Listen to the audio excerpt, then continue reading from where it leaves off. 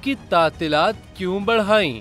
मुख्तलिफ महकमे हुकूमत से नाराज। हुकूमत के तातीलात बढ़ाने का फैसला मुस्तरद कर दिया। All Pakistan private schools federation ने स्कूलों की तातीलात में इजाफे का फैसला मुस्तरद कर दिया है।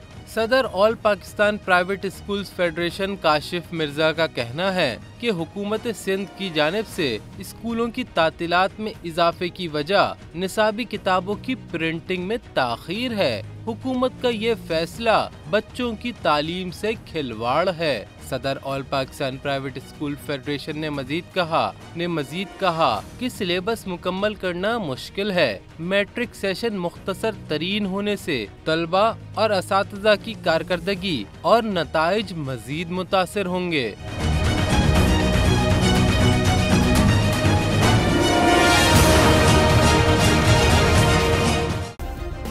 सब्सक्राइब करें और बेल दबाएं ताकि कोई खबर रह न जाए।